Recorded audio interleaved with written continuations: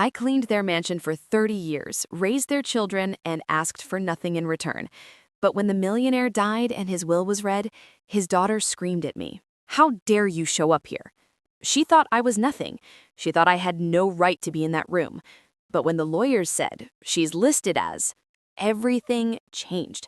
My name was in that will, and what he left me would make them all regret every cruel word they ever said. This is my story. Before I tell you what happened next, I want to know, where in the world are you watching from? Drop your country in the comments. And if you love stories about justice, karma, and underdogs winning, please hit that subscribe button. It really helps us share more incredible true stories like this one. Now, let me take you back to where it all began. The morning sun barely crept through the thick curtains of the Montgomery mansion when Kesha Williams arrived at the servants' entrance, just as she had done every morning for the past 30 years. At 55, her dark hands still moved with practiced efficiency, though the arthritis had started creeping into her joints like an unwelcomed guest. She wore the same modest uniform she'd worn for decades, a simple gray dress with a white apron, her silver-streaked hair pulled back in a neat bun. "You're late, Kesha." Victoria Montgomery's shrill voice cut through the quiet kitchen before Kesha had even removed her coat. The 32-year-old daughter of the household stood in the doorway, her designer robe wrapped loosely around her thin frame, a champagne glass already dangling from her manicured fingers, though it wasn't even 7 in the morning. "Good morning, Miss Victoria. I'm actually 5 minutes early," Kesha replied softly, checking the antique clock on the wall. She'd learned long ago that responding with calm dignity was the only way to survive in this house. Victoria's eyes narrowed. "Don't get smart with me. Daddy may tolerate your attitude, but I certainly won't. Now, I need you to press my Dior dress for the charity luncheon, and do it properly this time. Last week, you left a crease." Kesha nodded, biting back the truth that there had been no crease, that Victoria had simply wanted something to complain about, as always. "Of course, Miss Victoria." As the young woman stalked away, leaving a trail of expensive perfume and entitlement in her wake, Kesha allowed herself a moment of weariness. 30 years. 30 years of cleaning, cooking, raising children that weren't hers, and being treated as if she were invisible unless someone needed to place blame. She remembered arriving at this mansion in 1994, a 25-year-old single mother desperate for work after her husband had abandoned her and their 3-year-old son. Richard Montgomery had been different back then, kinder, more humble, still building his real estate empire from the ground up. His wife, Catherine, had been cold from the start, making it clear that Kesha was beneath her, but Richard had always offered a respectful nod, a genuine thank you that meant something. "Kesha," the deep, tired voice pulled her from her memories. Richard Montgomery stood in the kitchen doorway, and Kesha's heart sank at the sight of him. Once a robust man in his 60s, he now looked 20 years older. The cancer had ravaged him over the past 6 months, turning his skin gray and his frame skeletal. He clutched the door frame for support, his silk pajamas hanging off his shrinking body. "Mr. Montgomery, you shouldn't be out of bed." Kesha rushed to his side.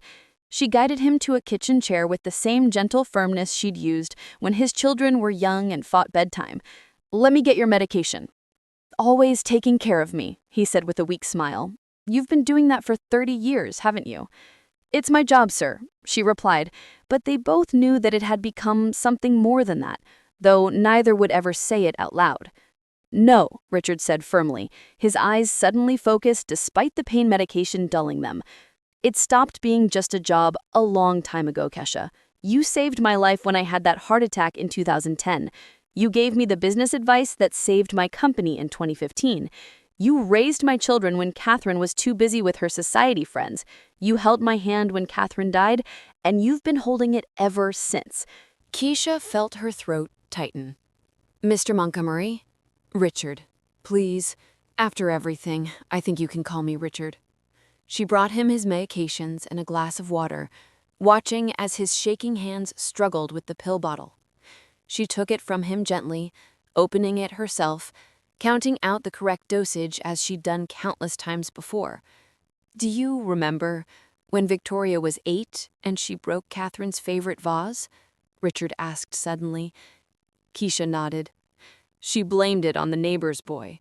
But you knew the truth. You always knew."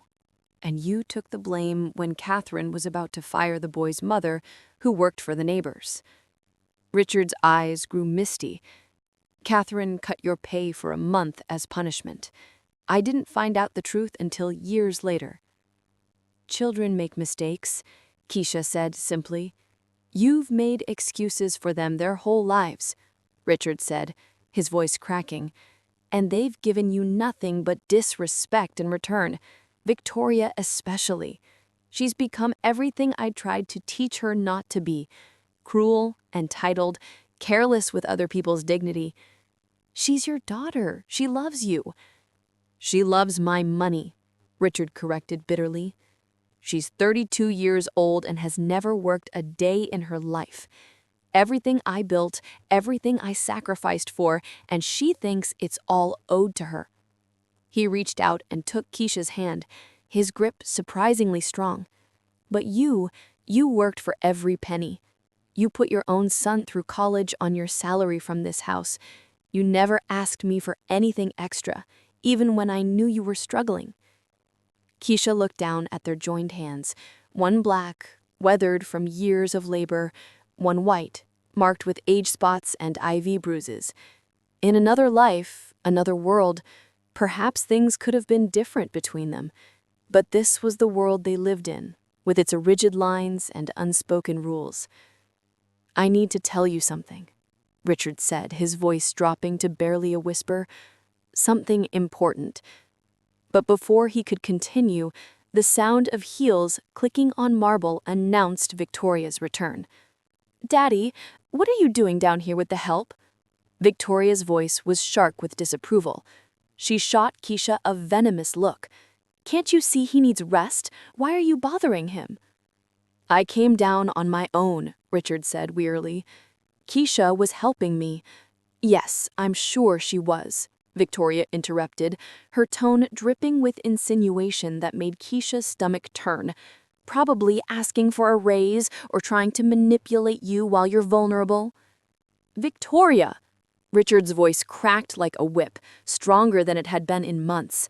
That is enough. Apologize to Kesha right now. Mother and daughter stared at each other, him fighting for dignity with his dying breaths, her furious at being corrected in front of the help. Finally, Victoria turned on her heel without a word and stormed out. Richard slumped in his chair, the brief burst of energy leaving him depleted. I'm sorry, he whispered to Kesha.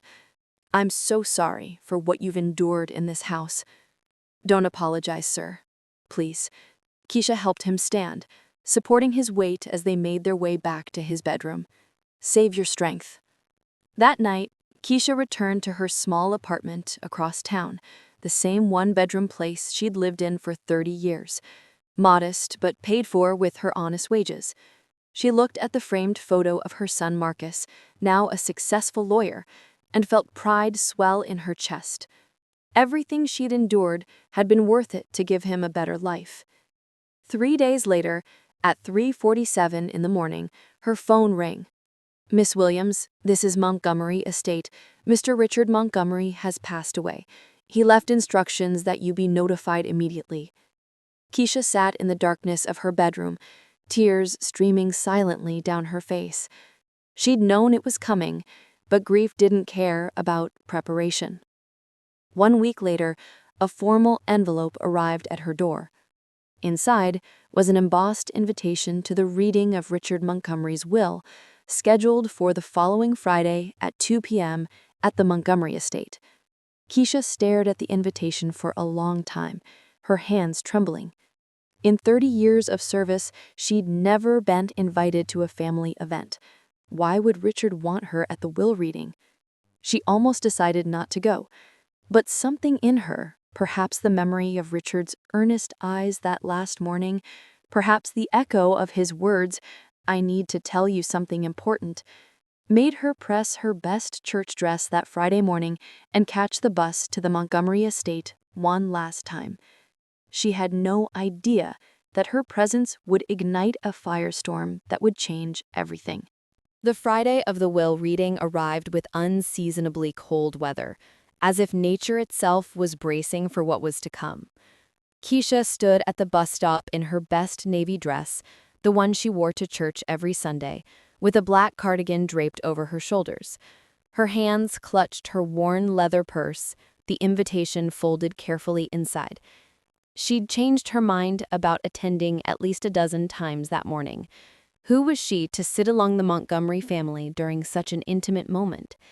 But each time she decided to stay home, she remembered Richard's desperate grip on her hand, the urgency in his voice when he'd tried to tell her something important. The bus ride to the estate took 40 minutes, winding through neighborhoods that grew progressively more affluent until the sidewalks disappeared altogether, replaced by manicured hedges and iron gates. Kesha had made this journey thousands of times, but today felt different. Today, she wasn't arriving through the servants' entrance. The main gates of the Montgomery estate stood open, a black ribbon tied to the iron bars. Kesha's heart hammered as she walked up the circular driveway, the same driveway she'd watched being repaved 3 times over 3 decades, but had never actually walked up herself. Several luxury cars were already parked outside: Victoria's white Mercedes, Richard's business partner's Bentley, and vehicles belonging to relatives Kesha recognized from photographs but had never met. She climbed the front steps, the ones she'd scrubbed on her hands and knees countless times, and raised her hand to ring the doorbell.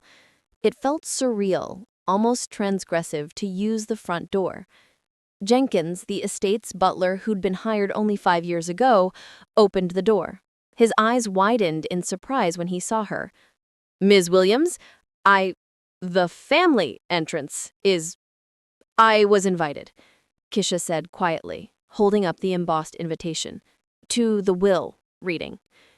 Jenkins' professional mask slipped back into place, though confusion flickered in his eyes. "Of course. Right this way." He led her through the grand foyer, where a crystal chandelier cast prismatic light across the marble floor. Kesha had cleaned that chandelier by hand every month for 30 years, standing on a ladder with a bucket and cloth, making each crystal shine. Now she walked beneath it as a guest. The library doors stood open ahead, a massive room lined with leather-bound books that no one in the family had ever read, furnished with antique furniture and an oriental rug worth more than Kesha's annual salary. Inside, voices murmured in hushed, uncomfortable tones. As Kesha stepped through the doorway, the murmuring stopped. Victoria sat in the center of the room, draped across a velvet settee like a grieving Madonna, dressed head to toe in designer black. Her eyes were red-rimmed, though she suspected it was more from the cocktail she'd been drinking since breakfast than from actual tears. Beside her sat her younger brother, James, 30 years old and already soft around the middle from a life of leisure. His wife, Amanda, perched next to him, her expression perfectly arranged into acceptable mourning. Richard's business partner, Harold Pemberton, stood near the fireplace with his arms crossed. Richard's sister, Margaret, sat in a wing-back chair, dabbing at her eyes with a handkerchief. And Arthur Whitmore, the family's attorney for over 40 years, a distinguished man in his 70s, with silver hair and sharp, intelligent eyes. The moment Kesha entered, Victoria's head snapped up. Her mouth fell open, then twisted into an expression of pure outrage. "What the hell is she doing here?" Victoria's voice cut through the room like breaking glass. Kesha froze in the doorway, her instinct telling her to apologize, to back away, to return to her proper place. But Arthur Whitmore spoke before she could move. "Ms. Williams was invited, Victoria. She has every right to be here." "Every right?" Victoria shot to her feet, her voice rising to a screech. "She's the maid. This is a family matter, a private family matter." I can leave," Kesha stammered, her face burning with humiliation. "I shouldn't have come. I'm sorry." "No." Arthur's voice was firm. He stood, gesturing to an empty chair near the window. "Ms. Williams, please take a seat. You were specifically requested to be present by Richard himself. This reading cannot proceed without all named parties in attendance." "Named parties?" James leaned forward, his brow furrowed. "What does that mean?" Victoria's face had gone from red to nearly purple. She advanced on Kesha like a predator cornering prey. "How dare you show up here? How dare you force yourself into this moment? Haven't you taken enough from this family? 30 years of wages, free meals, probably stealing from us behind our backs?" Victoria, that is enough. Arthur's voice cracked like a gavel. Sit down immediately, or I will have you removed from this reading. Removed? Removed? Victoria's laugh was shrill and hysterical. This is my father's will reading. You can't remove me. I'm his daughter, his real family. Not some hired help who's probably been manipulating a dying old man. Victoria Montgomery, sit down now. Arthur's face had gone red with anger, his professional composure finally cracking. One more outburst and I will adjourn this reading and reschedule it without you. Your father gave me explicit instructions, and I will follow them to the letter. The room fell into shocked silence. No one spoke to Victoria like that. She stood trembling with rage, her hands clenched into fists, but something in Arthur's eyes made her slowly sink back onto the settee. Kesha remained standing near the door, wanting nothing more than to disappear. She could feel everyone's eyes on her, hostile, confused, resentful. She was an intruder in a world that had never truly accepted her presence, even after 30 years. "Miss Williams, please," Arthur said more gently, gesturing again to the chair. "I assure you, you belong here." On trembling legs, Kesha walked to the chair and sat, perching on the edge as if ready to flee at any moment. She kept her eyes down, her hands folded in her lap, making herself as small as possible.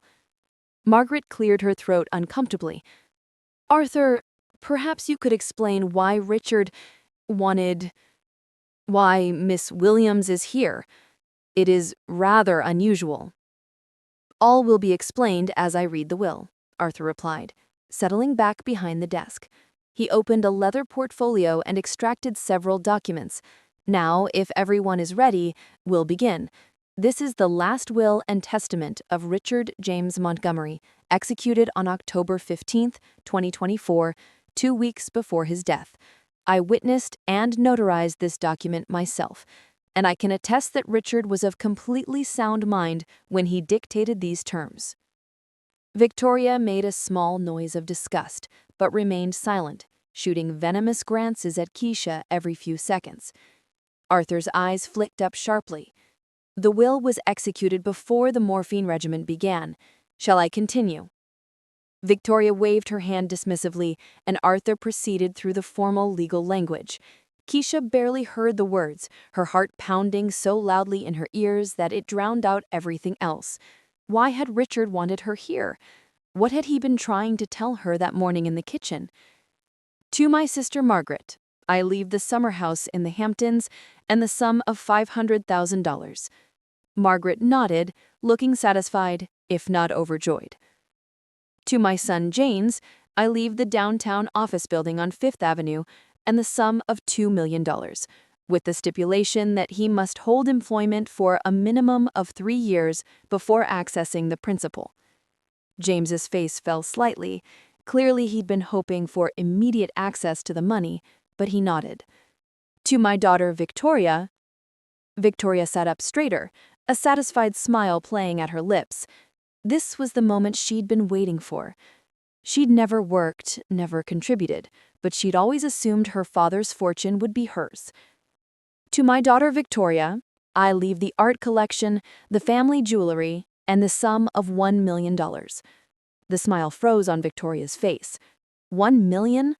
That's all? Arthur continued reading as if she hadn't spoken. "To my business partner, Harold Pemberton, I leave..." "Wait!"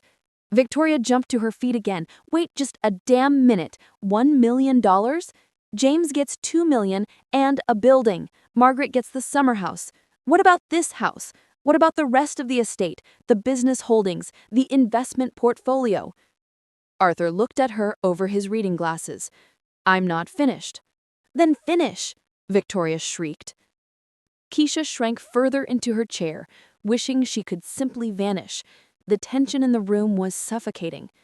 Arthur took a deep breath, his eyes moving down the document to the next section, and when he read the words, his voice was calm and clear, but they landed in the room like a bomb. And to Kesha Williams, who has been listed as... He paused, and in that pause the entire world seemed to hold its breath. Victoria's face drained of all color. James leaned forward, his mouth slightly open. Margaret's handkerchief froze halfway to her eyes. Harold Pemberton's eyebrows shot up towards his hairline. Kesha stopped breathing entirely. Arthur continued, his voice steady and professional. Listed as the most loyal, trustworthy, and deserving person I have ever known, I leave 40% of my entire estate, including the Montgomery Mansion and all its contents, the real estate holdings portfolio, and a sealed letter to be opened privately. The silence that followed was absolute. Then Victoria screamed. The sound that tore from Victoria's throat was primal, inhuman, a mixture of rage, disbelief, and betrayal that echoed off the library's high ceilings. She lunged toward Arthur's desk, her perfectly manicured hands slamming down on the mahogany surface with such force that the documents jumped. 40%? The mansion? Her voice cracked on the words. This is insane. He was out of his mind. The morphine, the cancer, he wasn't thinking straight. Victoria, I told you, this will was executed before any morphine treatment, Arthur said firmly, though he'd instinctively leaned back in his chair. Your father was completely lucid. Lucid? Victoria's laugh was manic. A lucid man doesn't give his entire estate to the help. She's a maid, a nobody. She probably manipulated him, whispered poison in his ear when he was vulnerable, played on his guilt. Stop it. James's voice cut through his sister's tirade. He looked pale and shaken, but there was something calculating in his eyes as he stared at Kesha. This doesn't make sense. Why would father do this? What did you do to him? All eyes turned to Kesha, who sat frozen in her chair, her hands gripping the armrests so tightly her knuckles had gone ashen. She opened her mouth, but no sound came out. 40%? The mansion? It was impossible. It had to be a mistake. I didn't know, she whispered finally. I swear I had no idea. Mr. Montgomery never said anything. Mr. Montgomery? How respectful, how proper. I bet you weren't so formal when you were alone with him, were you? A vulnerable widower, a dying man, how easy it must have been to seduce him, to make him think you actually cared. That's enough. Arthur stood, his face flushed with anger. Victoria, you will control yourself, or I will have security escort you out. What you're suggesting is not only offensive, it's completely unfounded. Unfounded? Margaret spoke up from her corner, her voice quavering. Arthur, you must admit, this is highly irregular. Richard was always generous with his stuff, but this is extraordinary. 40% would make her wealthier than any of his actual children. That's exactly right, Victoria seized on her aunt's words. She gets the mansion, the portfolio, 40%, and I get jewelry and $1 million? Do you know how insulting that is? I'm his daughter, his blood. Kesha finally found her voice, though it came out small and trembling. I never asked for anything. I never wanted this. If there's a way to refuse? Oh, you'd like that, wouldn't you? Refuse it publicly, make yourself look noble, and then contest it privately. I see right through you. Actually, Arthur interjected, pulling out another document. Richard anticipated there might be controversy. He left specific instructions and a sealed letter for Ms. Williams that explains his reasoning.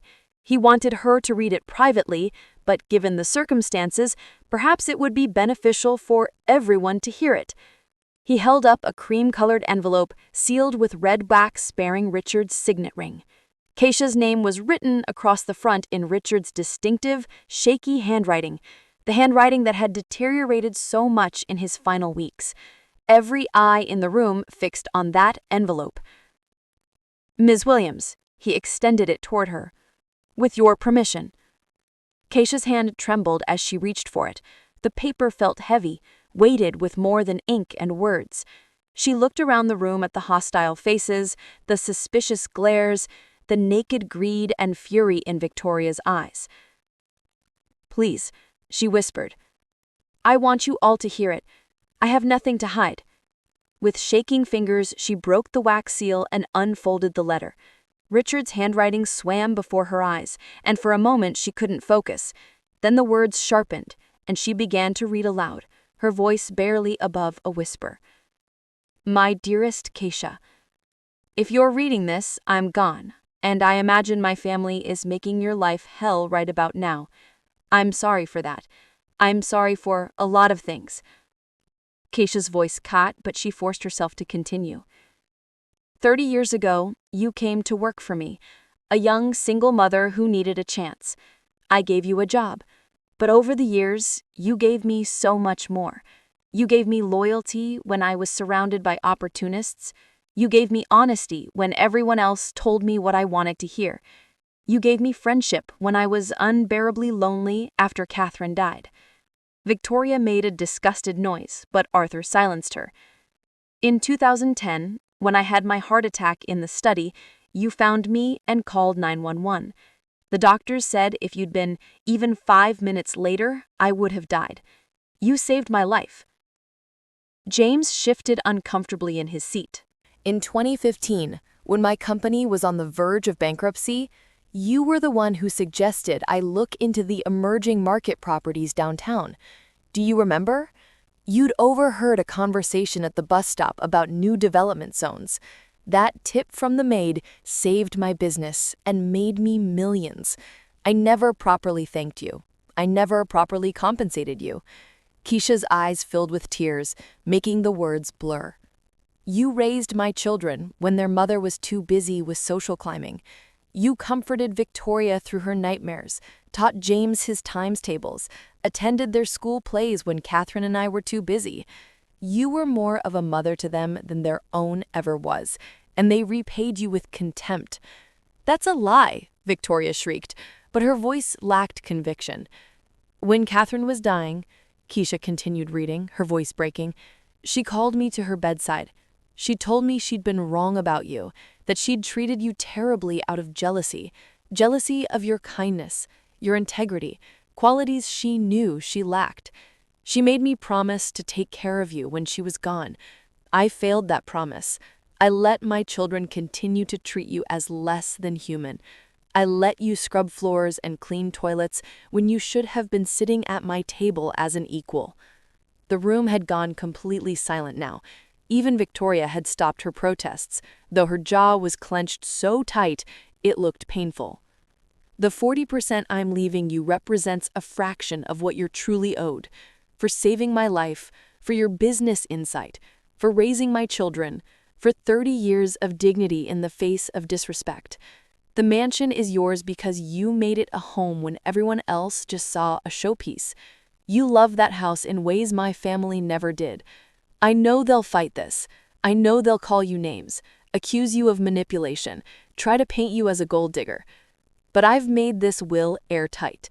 I've documented everything, your contributions, your character, your worth. You earned every penny, Kesha, not by manipulation, but by being the best person I've ever known. Take the money, build the life you deserve, help your son, travel the world, do all the things you sacrificed for my ungrateful family.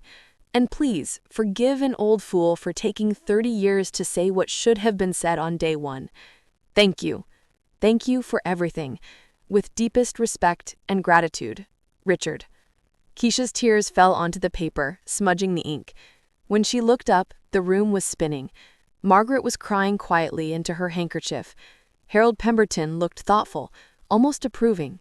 James stared at the floor, his face unreadable. But Victoria's face was a mask of pure, undiluted hatred.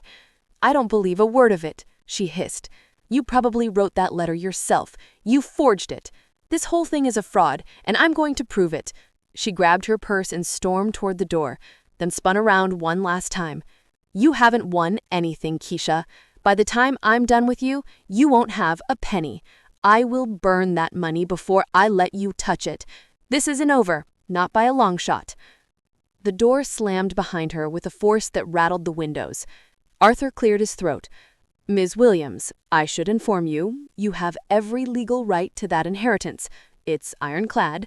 But she's going to fight it, Kesha finished quietly. Yes, Arthur confirmed. She is, and it's going to get ugly. The legal war that Victoria Montgomery promised began exactly 48 hours after the will reading. Kesha was mopping the floors of her small apartment. Old habits died hard when a courier arrived with a thick manila envelope.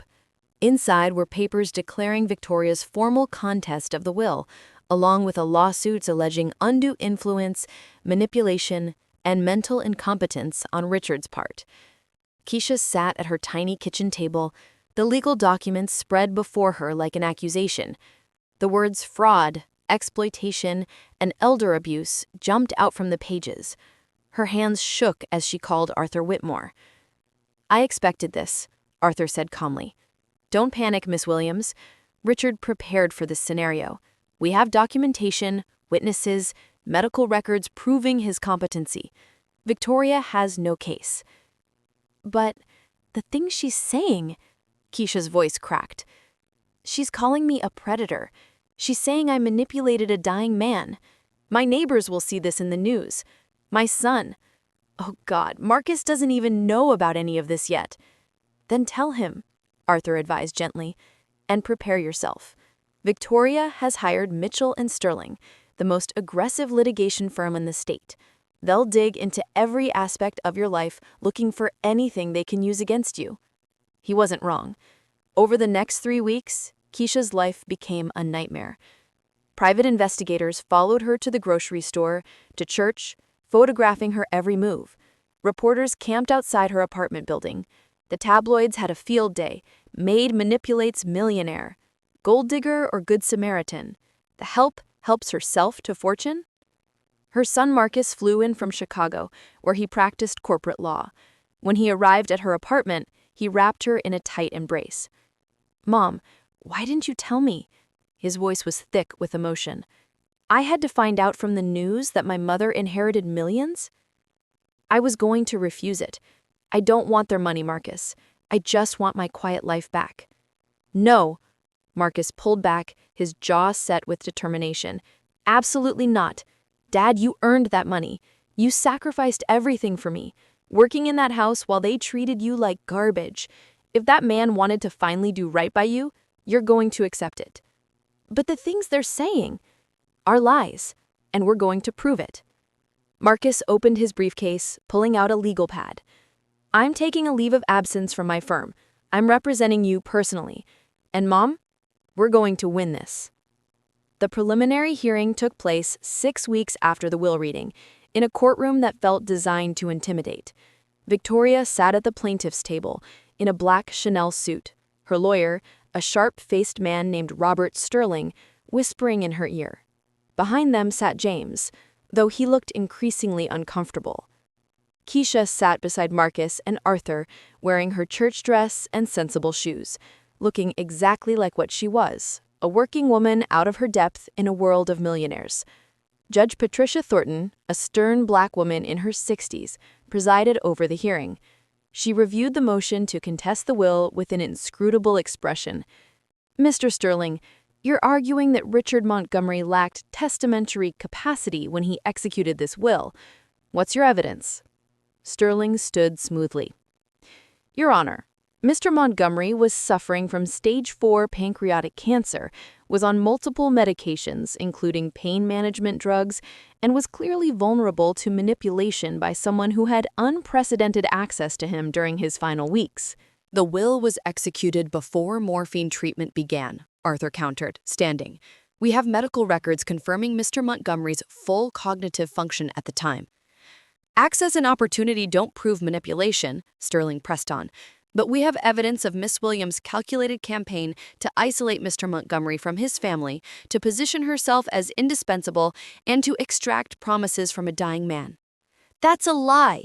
Kesha couldn't stop herself. Marcus put a warning hand on her arm. Judge Thornton's eyes flicked to Kesha, then back to Sterling.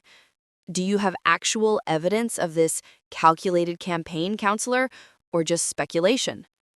We have witnesses who will testify to Miss Williams's suspicious behavior, her constant presence at Mr. Montgomery's bedside. Her job was to care for him, Marcus interrupted, standing. Your Honor, my mother was literally employed to be present, to provide care.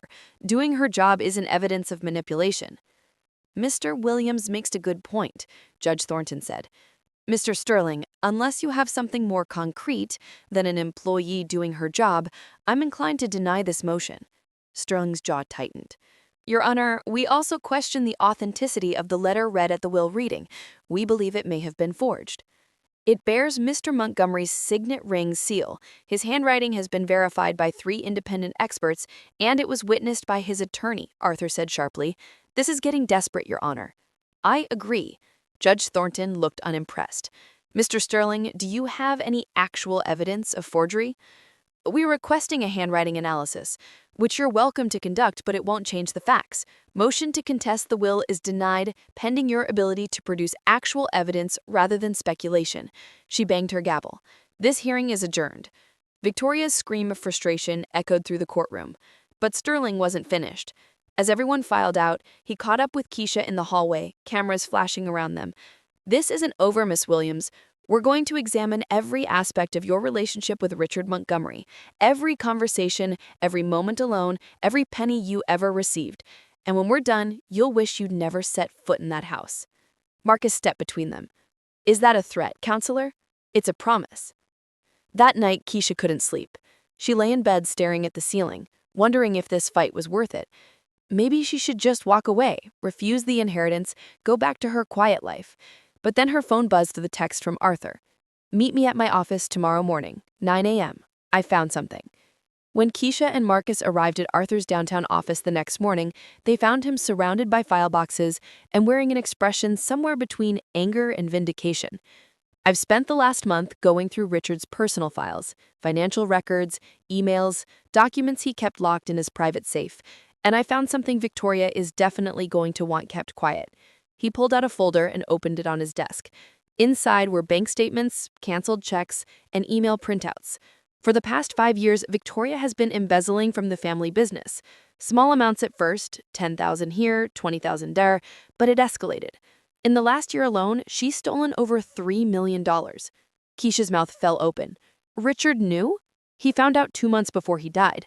These emails, Arthur tapped the printouts, show him confronting her. She promised to pay it back. She never did. And there's more. He pulled out another document. She forged her father's signature on loan documents, putting the business up for collateral for her personal debts. If those loans default, the company Richard built could collapse. Marcus leaned forward, his eyes sharp. This is why she's fighting the will so hard. It's not about grief or family legacy. It's about money, Kesha finished. She needs that inheritance to cover up her crimes. Exactly. Arthur's smile was grim. And now we have leverage. I'm filing a counterclaim tomorrow, not just to uphold the will, but to expose Victoria's fraud. By the time we're done, she won't just lose her contest, she might lose her freedom. For the first time since this nightmare began, Kesha felt something shift inside her.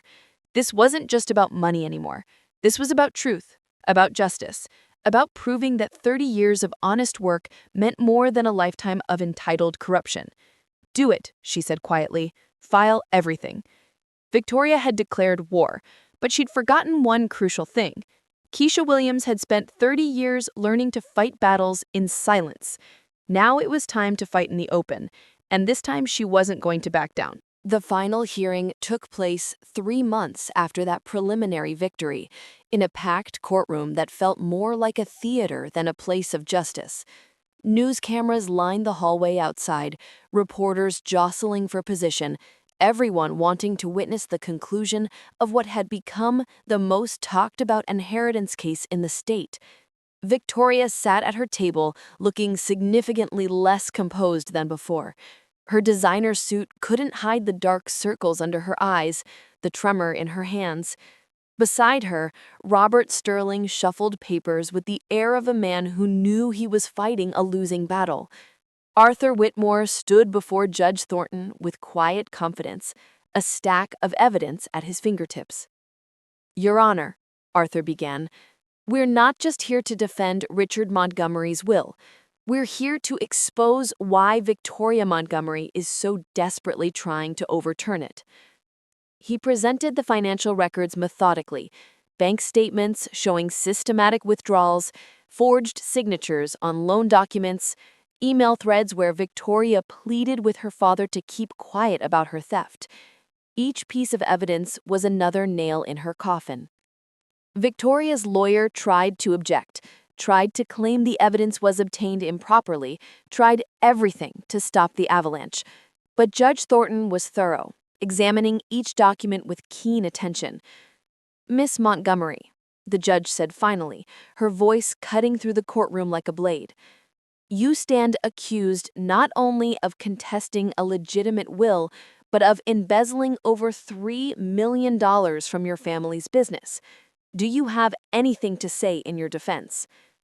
Victoria stood shakily, her face pale. For a moment, it looked like she might faint.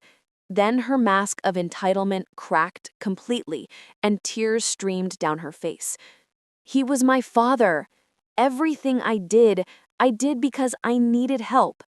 I made mistakes, yes, but he was going to leave everything to her, a maid, someone who wasn't even family. Someone who earned his respect," Judge Thornton said coldly. "Unlike you, who spent your life taking from him without ever giving anything back." She turned to Kesha, and her expression softened slightly. "Miss Williams, I've reviewed every aspect of this case. The testimony from hospital staff who witnessed you saving Mr. Montgomery's life, the statements from business partners confirming your advice saved his company, the testimony from your son about your character, your sacrifices, and most damning for the plaintiff, I've reviewed Mr. Montgomery's medical records confirming he was completely sound of mind when he executed his will." Judge Thornton picked up her gavel. "This court finds no evidence of undue influence, no evidence of manipulation, and no grounds whatsoever to overturn Richard Montgomery's last will and testament. The will stands as written. Miss Williams is the legal heir to 40% of the estate, the Montgomery mansion, and all associated properties." The gavel fell with a resounding crack. Kesha closed her eyes, tears streaming down her face as Marcus squeezed her hand. It was over. After months of hell, of accusations and public humiliation, it was finally over. But Judge Thornton wasn't finished. "Furthermore, based on the evidence of financial fraud and embezzlement presented here today, I am referring this case to the District Attorney's Office for criminal prosecution. Miss Victoria Montgomery, you should expect to be contacted by law enforcement shortly." Victoria collapsed back into her chair, her sobs echoing through the silent courtroom. James sat in the gallery behind her, his head in his hands. The family's dirty secrets were now public record, their reputations shattered. As they left the courtroom, reporters swarmed, shouting questions.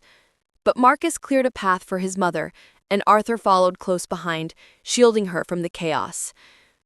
"Miss Williams, how does it feel to win? What will you do with the money? Do you forgive the Montgomery family?" Kesha stopped at the courthouse steps and turned to face the cameras. For 30 years, she had kept her head down, stayed silent, made herself invisible. Not anymore.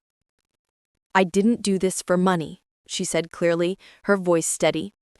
"I did this because Richard Montgomery saw my worth when his own family refused to. He honored 30 years of loyal service, 30 years of dignity in the face of disrespect. This isn't about winning or revenge. It's about justice. It's about recognizing that a person's value isn't determined by their job title or the color of their skin, but by their character and their heart." She looked directly into the camera. "For every person out there who's been made to feel invisible, who's been treated as less than because of what you do or where you come from, your worth isn't defined by other people's prejudice. You deserve respect. You deserve dignity. And sometimes, if you stay true to yourself, justice finds you. The courthouse erupted in applause. Kesha stood in the foyer of the Montgomery mansion, her mansion now, watching as contractors finished renovating the servants' quarters. She had them converted into a community education center, offering free GED classes and job training for domestic workers across the city. Victoria had pled guilty to embezzlement to avoid jail time, receiving 5 years probation and an order to repay every stolen penny. The family business had been restructured, with Kesha appointing ethical management. James had actually apologized, admitting his sister's greed had opened his eyes to his own entitlement. Marcus had moved back home to help his mother manage her new foundation, established in Richard's name to provide scholarships for children of domestic workers. And Kesha, she still wore simple dresses and kept her apartment across town, even though she could afford a palace. Some habits, the good ones, were worth keeping. She walked through the mansion, running her hand along the polished banister she had cleaned thousands of times. It felt different now, not because it belonged to her, but because she belonged to herself. 30 years of invisible labor had finally been seen, and that made all the difference. Did Kesha's story inspire you? Did you feel the wake of her 30-year struggle and the sweet taste of her victory? If this story moved you, please like this video. It tells us you want more stories of justice and underdogs winning. Comment below, have you or someone you know ever been treated as invisible at work? What would you do with Kesha's inheritance? Should Victoria have gone to jail? Let us know your thoughts. Subscribe and turn on notifications. We share true stories of maids, helpers, and everyday heroes who get the justice they deserve. Don't miss the next inspiring story. Share this video with someone who needs to hear that their hard work matters, that dignity always wins, and that staying true to yourself is the ultimate victory. Which part shocked you most? Richard's letter revealing Kesha saved his life? Victoria's $3 million embezzlement? The judge's final ruling? Drop a comment with your answer.